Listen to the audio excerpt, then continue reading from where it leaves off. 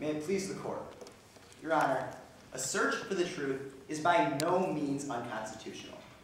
We are here today after the burning down of a Phillips High School maintenance building due to arson. As a result of this already unfortunate event, Sheldon Brown, a maintenance worker inside of the building at the time of the fire, was killed. The next day, Detectives Sam O'Leary and Alex Jones were dispatched to investigate the incident, going to the homes of Dakota Allen and Quinn Patel to try and discover the truth behind this arson. After gaining consent from the defendant's father, the defendant was driven around and taken to lunch. Yet as time passed by during the interview, the defendant finally admitted to committing the crime. Yet despite confessing to this act in a setting which was not a custodial interrogation, the defendant now wishes to claim that this statement was elicited involuntarily. Your Honor, in accordance with the 2011 case of JDV versus North Carolina, we will prove that there is no breaching of the defendant's Fifth Amendment rights, as no custodial interrogation took place. Likewise, there is never a violation of the defendant's 14th Amendment rights, as all statements admitted were done so voluntarily. And even though the defendant declares that the detectives intentionally deprived her of her medication, we will prove that this statement is not only false, but it is completely irrelevant. The defense will be unable to show any evidence that ADHD or any medication she may be taking has any bearing on the voluntariness of a confession. We will call two witnesses to the stand today, Your Honor. First, we will call Detective Sam O'Leary to the stand, who works at the Phillips Police Department.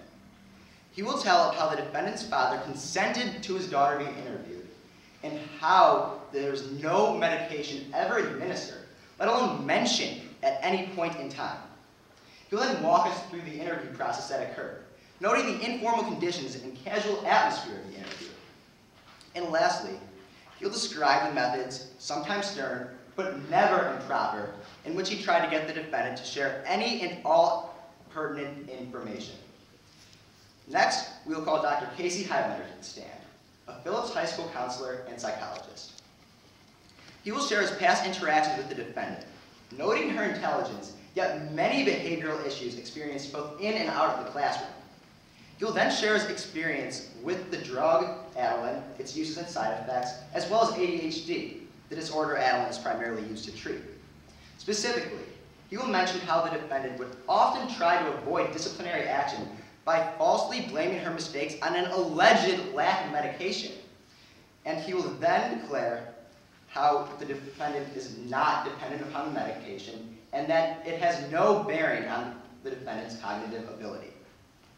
At the end of this case, we will argue that the defendant's motion to suppress should be denied, as the defendant's Fifth and 14th Amendment rights were never violated. The interview that occurred does not fit the Supreme Court's description of a custodial interrogation. Your Honors, all Detective O'Leary did was to try and find the culprit behind a fire that killed an innocent man. And after all, a search for the truth is not unconstitutional. Thank you.